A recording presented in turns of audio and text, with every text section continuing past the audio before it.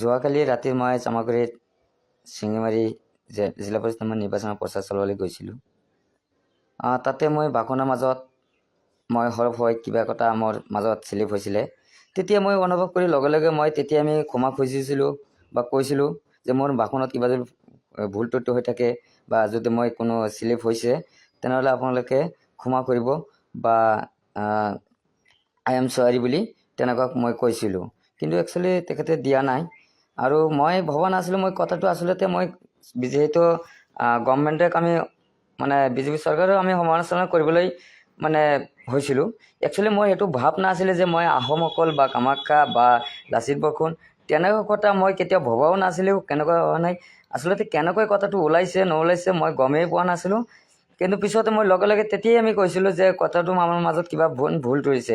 কাৰণ যেতিয়া এটা ভাষণ দি থাকোঁ ভাষণৰ মাজত বহুত ধৰণৰ কথা ওলাই যায় মাজতে। গতিকে আমি সেইটো লৈ দৰ্শক বিতৰ্ক কৰিব নালাগে। আই এম চৰি সকলে অসমবাসী ৰাইজৰ ওচৰত মই ক্ষমা বিচাৰিছোঁ, আকৌ ক্ষমা বিচাৰিছোঁ। মই তেতিয়াও ক্ষমা বিচাৰিছোঁ আৰু আমাৰ মিডিয়াসকলে মানে কাটি কাটি কিছুমান নিউজবিলাক নেগেটিভবিলাক মানে বনায়।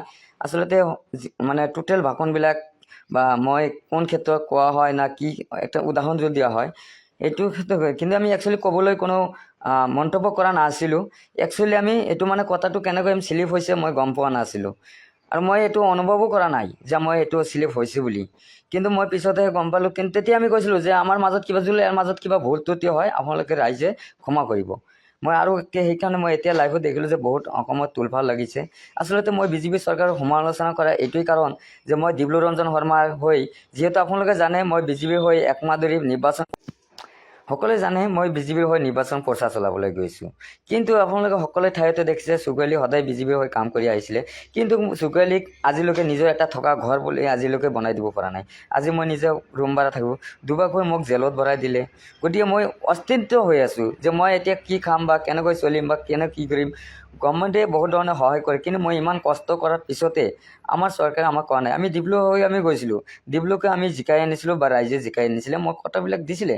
কিন্তু আমি তেখেতৰ কোনো ধৰণে আমি সঁহাৰি পোৱা নাছিলোঁ। সেইকাৰণে মই গৈছিলোঁ বা সেইকাৰণে আমি গৈছিলোঁ। কিন্তু একচুৱেলি আমাৰ কোনো যে আমি টাৰ্গেট কৰি যোৱা বা কৰা সেইটো নহয়। আচলতে আমি সমালোচনা কৰা কথা আছিলে আমাৰ বিজেপি চৰকাৰৰ ক্ষেত্ৰত যিহেতু। কিন্তু কথাটো কেনেকৈ ওলাইছে ময়ে গম পোৱা নাই। গতিকে আমি আই এম চৰি সকলোকে আমি ক্ষমা প্ৰাৰ্থী। এইটো কথা যাতে আপোনালোকে বিতৰ্কত নল'ব। আমি আপোনালোকৰ সৰু ভাইটি হিচাপে আপোনালোকৰ সন্তান হিচাপে মই জানি আমাক আপোনালোকে ইনকুৱাৰী কৰক যে চুকুৱালি কিবা আছে নেকি থকা।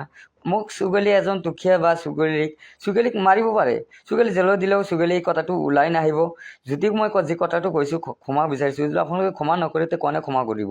আৰু ক্ষমা যদি আজি এই কথাটো ঘূৰাই কেতিয়াও নাহে যে কিন্তু মই সেইটো ক্ষমা খুজিছোঁ মই। কিন্তু কথাটো আপোনালোকে চুকুৱালি আচলতে দুখীয়া হয়, বহুত কষ্ট কৰি আছোঁ। চুকুৱালি চাহ দোকানত তেতিয়া মানে মই আপোনালোকে জানে মই চাহ দোকান কৰিলোঁ, চাহ দোকানো বন্ধ হ'ল। মোৰ কেছৰ প্ৰব্লেম আছে, মোৰ নিজে মাক মানে খৰচ দিব নোৱাৰোঁ।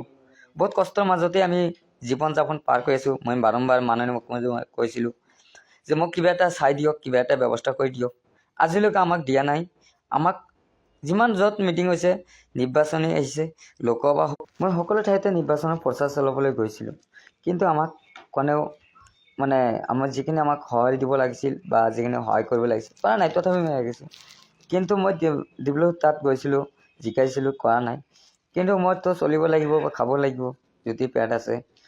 গতিকে আপোনালোকে মই সেইটোৱে ক্ষমা বিচাৰিছোঁ আপোনালোকে কাতৰ আহ্বান কৰি আপোনালোকে যাতে মই কথাটো কোৱা নাছিলোঁ যদি কথাটো ওলাইছে। গতিকে আমি সকলোৰে কাছে ক্ষমা প্ৰাৰ্থী জনাইছোঁ অসমবাসী ৰাইজৰ ওচৰত।